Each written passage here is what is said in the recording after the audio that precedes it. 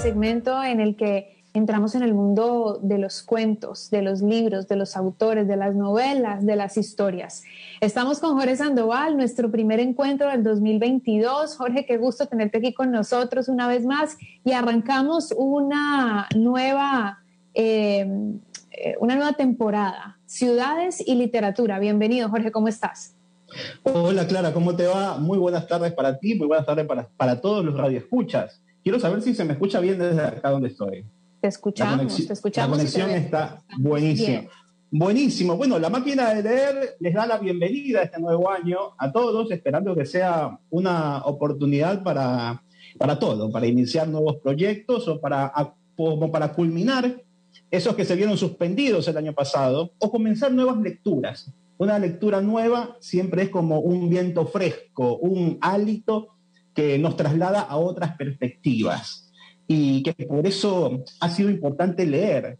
Y eso quiero recalcarlo, ¿no? Ya que nosotros nos dedicamos a la lectura, que por eso es que se pidió siempre el derecho a la educación y se pugnó por la alfabetización nacional, que hasta ahora sigue en campaña, la campaña de alfabetización, porque aún, Clara, aquí en el Ecuador hay 600.000 analfabetos según la investigación de la UNESCO. Así que si usted nos está escuchando y puede leer y escribir, siéntase bien y aproveche estas destrezas. Aquí en la máquina de leer intentamos hacer divulgación de las artes literarias, intentamos conocer con más profundidad escritores de los cuales apenas habíamos escuchado el nombre o escritores que no sabíamos que existían inclusive. Y aquí en este espacio los empezamos a nombrar, los hicimos aparecer para el conocimiento de todos los radioescuchas. Así que con eso deseo un feliz año a todos los que nos están escuchando y empezamos hoy día con lo que ya nos dijiste, que es el ciclo de ciudades y literatura, ¿no? Vamos a ver cómo ciertos aspectos de una ciudad han inspirado directamente en la producción literaria de los escritores. Así como un escritor se puede inspirar en su infancia, en una guerra, en una crisis familiar, el disparador para producir puede ser la ciudad donde se vive también. Y hoy les traigo al escritor japonés Ryonosuke Akutagawa y su cuento Rashomon. Este escritor japonés, Akutagawa, es considerado el padre del cuento japonés. Así es que no es cualquiera del cual vamos a hablar hoy día. Tanto que el premio Akutagawa es uno de los más prestigiosos de la literatura en Japón y es nombrado en honor a él, ¿no? Desde 1935 se da ese premio. Y Rashomon, el cuento que hoy día traemos a colación, fue escrito en 1915, casi en medio de la Primera Guerra Mundial. Arrancando esa Primera Guerra. Me parece que para un poco ponerle contexto a nuestros oyentes, vamos a entender cómo entonces el autor se nutre del entorno donde vive, ¿no? De la ciudad donde vive, donde está. Así es. Fue escrito en 1915, recién editado mucho tiempo después que terminó la Primera Guerra en el 22. Tiene aproximadamente 7 páginas el cuento Rashomon. Y en su desarrollo relata el encuentro entre un sirviente desempleado y una anciana en la famosa puerta Rashomon en la ciudad de Kioto. La ciudad que inspira en este momento es Kioto, en Japón. Kioto tenía 2 puertas en la era Heian, es decir, entre el siglo VIII y el siglo XII. Tenía 2 puertas por las cuales podían entrar los que querían llegar. Por supuesto que iban a ser revisados en la entrada, ¿no? La puerta de Rashomon medía 9 metros de alto por 35 metros de embocadura. Era gigante la puerta. Bueno, la historia narra el encuentro entre este sirviente desempleado y un poco deprimido y una anciana en ya la destartalada puerta de Rashomon. Después que había pasado todo el esplendor japonés de la época clásica, toda esa construcción se empezó a derruir, a derribar por falta de atenciones, ¿no? Porque ya las ciudades iban cambiando también. Entonces, en las ruinas de esta puerta se encuentran estos 2 personajes.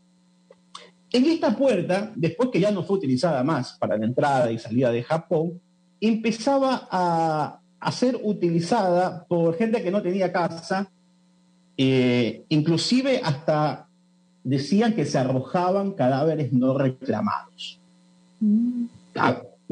¿Y qué quiere decir? Que es un sitio lúgubre, un sitio muy peligroso, un sitio que no era para cualquiera en ese momento. Bueno, en el cuento se relatan mucho los pensamientos de este sirviente, muy deprimido por su situación de haber sido despedido después de la decadencia que sufrió Japón después de su época clásica. Y entre los dos personajes se debaten un orden moral que es el robar para poder sobrevivir. Este sirviente se estaba debatiendo eso, sobre todo porque él había trabajado toda su vida y en ese momento le tocaba cometer un robo para poder seguir viviendo. Se encuentra a esta anciana que estaba en el sitio robando algo, no voy a decir qué para que la gente lo pueda descubrir cuando lea el cuento, robándole un cadáver. Entonces este sirviente, con su nobleza, quería ajusticiar a esta anciana por ladrona, y en eso se da cuenta de que él estaba allí pensando también en cometer robo. Tuvo una crisis existencial de su orden moral. Bien, entonces, dentro de ese debate, si es que había que robar o no había que robar para poder seguir viviendo, se desencadena y termina el cuento. Se lo recomiendo que lo lean para que sepan lo que sucedió. Claro, y no nos vas a contar, ¿no? ¿En qué? No, el cuento no.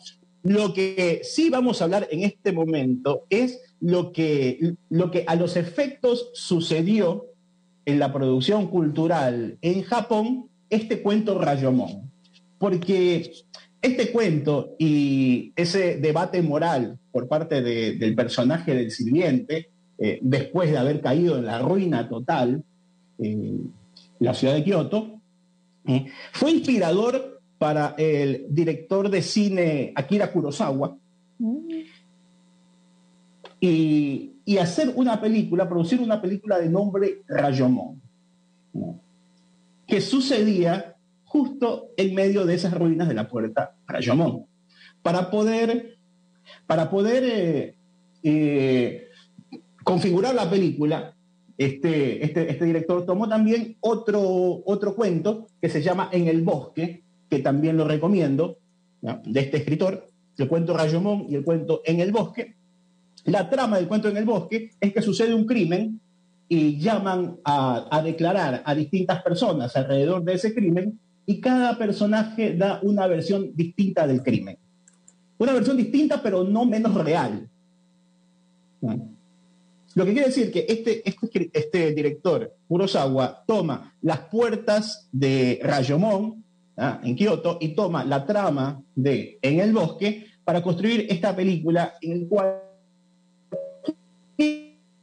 sucede en la película. Sucede efectivamente un crimen y suceden estas declaraciones por parte de los inmiscuidos en el crimen. ¿No? Cada uno en su declaración da una versión distinta, pero al mismo tiempo esa versión, cada una de las versiones distintas logra ser veraz, parecería ser realidad o que haya sucedido cada una de esas versiones. Eso, con el tiempo y las aguas, se empezó a llamar el efecto Rashomon, tanto en las ciencias psicológicas como en la jurisprudencia. Se empezó a llamar el efecto Rashomon cuando distintas versiones sobre un mismo suceso, ¿no?, logran percibirse todas como verdaderas. Y es que cada versión de lo sucedido siempre está atravesado por la subjetividad de quien lo emite. Entonces, nuestro escritor de hoy día y su cuento Rashomon empieza a inmiscuirse dentro de la visión de la cultura japonesa, después de, como hablamos en un principio, todo esto sucede en medio de la Primera Guerra Mundial, con las repercusiones que hubieron, y sobre todo porque Japón perdió la guerra, ¿no?, empezaron haber en Japón distintas versiones sobre lo sucedido en la guerra, ¿no? Que parecerían haber sido todas veraces. Estaba la versión de los soldados, estaba la versión de los políticos, estaba la versión de los familiares, estaba la versión de la gente que vivía cerca y estaba la versión de los otros países y de los que ganaron, ¿no? Entonces, a partir de este suceso de que había muchas versiones y hasta ese sitio siempre se perseguía una verdad como algo único, como una versión única, nuestro escritor de hoy, que lo voy a volver a leer porque me parece muy difícil el nombre de nuestro escritor japonés de Akutagawa. Lo he leído un montón y no me lo aprendo. Nuestro escritor Akutagawa, tanto en el cuento Rashomon como en el cuento En el bosque, nos propone pensar de otra manera, tener otra percepción de las cosas, porque a veces uno siempre anda persiguiendo una verdad como si fuera una sola cosa, ¿no? Y no sabe de lo que se está dando cuenta. Para este escritor es que simplemente está viendo la versión que puede desde su subjetividad. Cuando sucede esto en los juicios, cuando llaman a muchos testigos o declara el acusado o declara el acusador, y el juez percibe a más de una versión como veraz, le dice efecto Rashomon. En esas circunstancias, lo que hacen los jueces, en medio de su trabajo, es apelar a otros elementos para poder dictar una sentencia. Mira qué interesante. Y en psicología lo que se llama es como la construcción de la persona como una subjetividad, la construcción de la persona como un sujeto y no como alguien que repite una verdad única o una visión de la vida única, sino que le da a la persona la oportunidad de ser sujeto y de tener una propia visión a partir de su ser. Muy interesante. Sabes que justamente ahorita estaba tratando de revisar un poquito más sobre el efecto Rashomon mientras me decías, y en efecto algunos sitios especializados en psicología lo abordan y explican que el efecto Rashomon surge cuando diferentes historias y descripciones nos dan una visión de conjunto. O sea, es el momento que tú cuentas, ¿no? Es producido por la subjetividad en la que cada uno cuenta la historia de un mismo evento real, y se genera como este conjunto de versiones generan una realidad. Me parece muy loco que esto surja de ahí. Creo que es definitivamente un nuevo conocimiento, Jorge. Akira Kurosawa, a partir de su película, muestra al mundo entero el cuento Rashomon y el cuento En el bosque, ¿no? Y a partir de allí, estas ciencias ponen ojo en esta hipótesis y las empiezan a volver tesis, ¿no? Se empiezan a escribir un sinnúmero de tesis alrededor de esta situación porque es parte de la exploración que hacen los escritores en el alma humana y en el alma social, ¿no? Mucho más cuando la ciudad de Kioto fue muy especial porque fue una de las pocas ciudades o los pocos sitios que no fueron bombardeados, ¿no?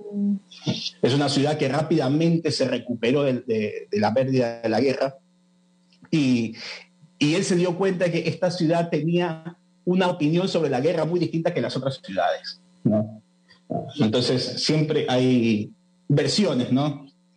Sí, sabes que justo estaba revisando y con Rashomon algunas series, películas y libros empezaron a tratar de imitar este mismo estilo. Entonces quería mencionar algunas que tal vez pueden ser conocidas, como por ejemplo la serie Lost, en donde por flashbacks se cuentan esas historias, esas diferentes versiones. También Fight Club, esta película que seguramente... El Club de la Pelea. Que mucha gente seguramente se ha visto.